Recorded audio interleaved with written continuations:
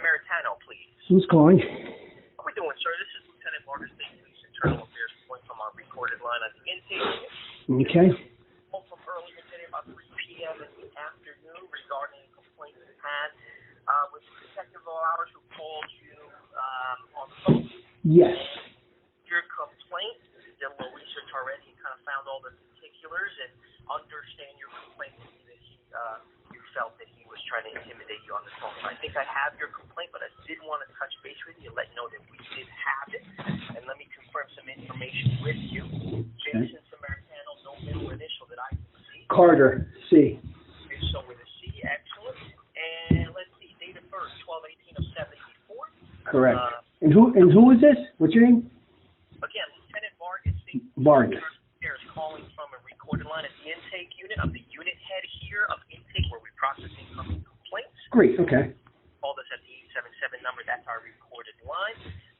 And my badge number 6761. Thank you. Number 609-709-0714. Yes. I have a mailing address of 383 Barbados Drive North in Berkeley. Zip is 08721. Yes. I've identified the member involved. The phone call is on September the 2nd at 16:37 hours. I'm aware of... And who's involved? Oh, I can't release that information, sir, in terms of the name of the detective, but... it's David Foote. That's not what our records indicate, sir. That's why I asked. I mean, sure. who told... Wait a second. Yeah, but here's the thing. If I'm reporting something and you're taking the details down, you telling me you can't say the person's name, and that was wrong, so thank God I asked, okay, and I gave you a name. David Foote is the one that's a problem. The other detective that I've been dealing with, okay, who has been to our house and so on and so forth, all of a sudden, out of blue, since I reported this other issue, he just decided that there's no...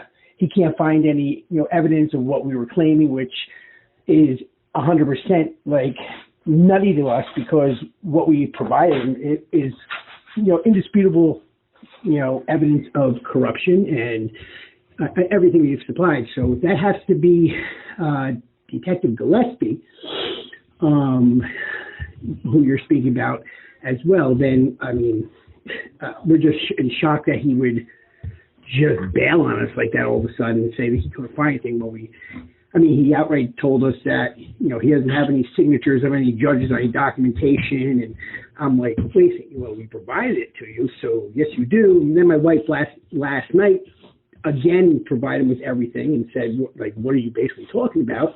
It's just very suspicious that suddenly, he bails on us, and the detective that was actually intimidating me said, oh, I know Gillespie, because I said, because he, when he started the whole conversation, all right, I had said to him, if you're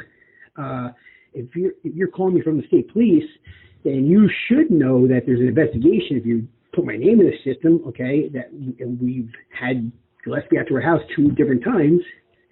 Oh, I know Gillespie. Okay, no problem. And my phone recorded my entire conversation with the gentleman, the officer. So, I mean, it's just,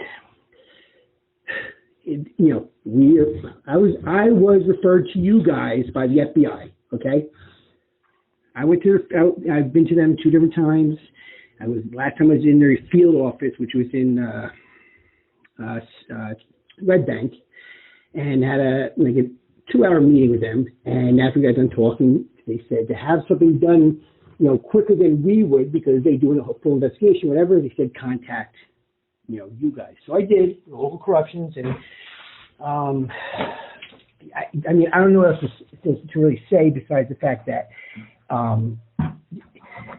you can't argue what we provided and what we're showing and everything, except that when I spoke to Gillespie, he came up with only one thing to me that said, well, the conflict of interest was with the recovery court and, kind of like disputing an order that's put in place for the entire vicinage of Ocean County.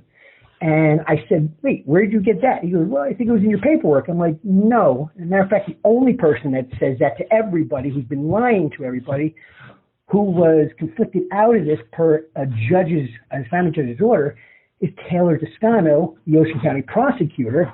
And everybody seems to just go off her word that that's what the case is. Here we are, we provide documentation, and the documentation is being ignored, and people are doing exactly what, Taylor Toscano says, no matter who we send it to. And that's what, basically we're coming up to, or coming up with, is the fact that she says, the sky is yellow, and everybody's like, oh, yeah, okay, sure. And she provides no factual backing for anything. That Emily R. Anderson of the AG, okay, she's a deputy there, she unfortunately duly swore in Taylor Toscano to appear in Atlantic County, and now they have an active investigation on her with all the proof we provide them, which the proof that we have is our personal emails of Taylor Toscano per the Oprah Act. And it uncovered everything. Judges, her, all colluding. I'm not the only person that's gone through this. And I'm just the person that's not going to stop until it's justice is served, the way it should be. And, so that's why it's frustrating. I called a senator today. I think his name is Crane or Cryan, something like that. Called him, spoke to them today, because they're involved in dealing with some corruption stuff. And, at the end of the day, we just want somebody to do the right thing, and we can't get anybody to do the right thing. And I'm very surprised with Gillespie, because when he was at her house, and I record everything. So when he was at her house, he even made a comment like, he doesn't know much about these type of laws. Then if that's the case, I need another detective to get involved. Just don't close the case because you're not sure what's going on. And I certainly don't have issues with the detective. Nothing but respect for the police. I always have. And but what just took place, and then suddenly, I talked to him the next day, and he telling me he can't find anything. There's nothing really here. That's just BS. So it just tells us something else is up. Okay, sure. Well, what I can say is that I appreciate you called and voiced your concerns to us. That's our service we provide here, so we're glad to do it.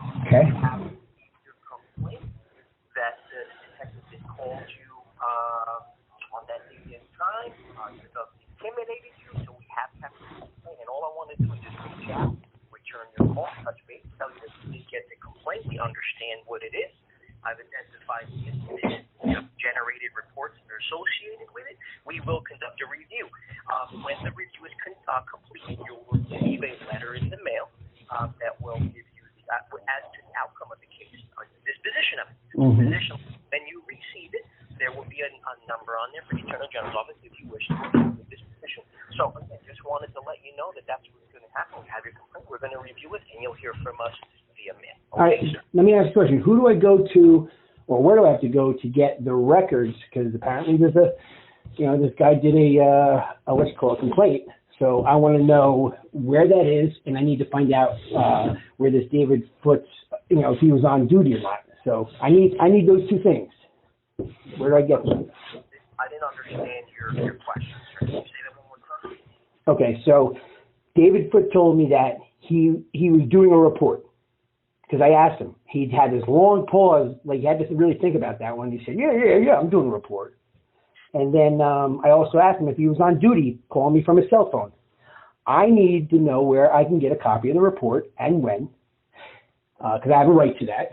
And any complaint that was put against me, because I need to file charges against 3 judges for a false report to an officer, because this officer's job involved is, he said it on this recorded line, he said that he deals with threatening letters and so on.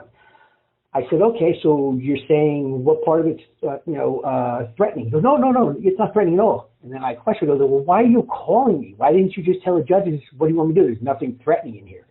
Oh, they wanted me to call you to tell you about you can go to the AG to file charges against them. Huh?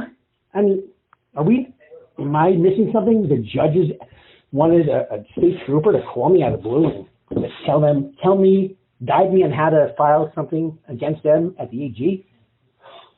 So 2 different stories. So to answer your question,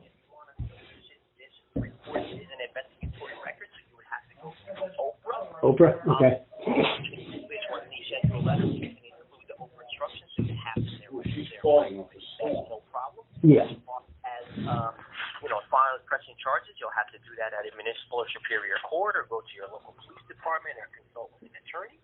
And so that's the answer to those two questions. My last question: our records do not indicate that this phone call was made by Detective Foote, but by someone else. So, who was the call made by? Like I said, sir, I cannot release that information via phone, but what I can say Okay. is I have identified the involved member, so the complaint will be reviewed with regard to that member, not with regard to Detective Foote, because he's not the one that made the call you're complaining about. Okay. Well, wait a second. Is it Gillespie? Because I haven't spoken to anybody else except for Foote, and that's who I call you guys about today to report. Is Foote?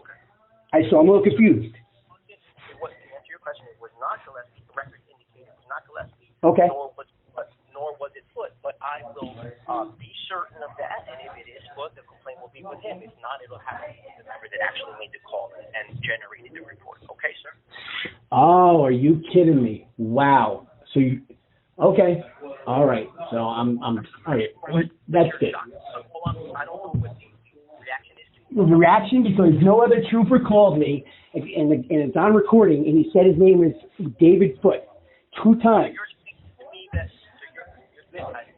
doesn't mean you're lying, sir. We just have to identify the facts. That's all. So you're saying that the member that called you and that you have a complaint against that you said intimidated you, you're saying that person was Detective Foote, correct? Yes. Yep. No problem, sir. We'll make a note on the record. Sure. Sounds good. If you need otherwise, so we'll just corroborate the facts. Absolutely. All the stuff is all documented on our end, and then we'll just get it straightened out. Okay, sir? Alrighty. Thank you so much. Enjoy your Thanksgiving. You too, sir. Take care. Bye-bye.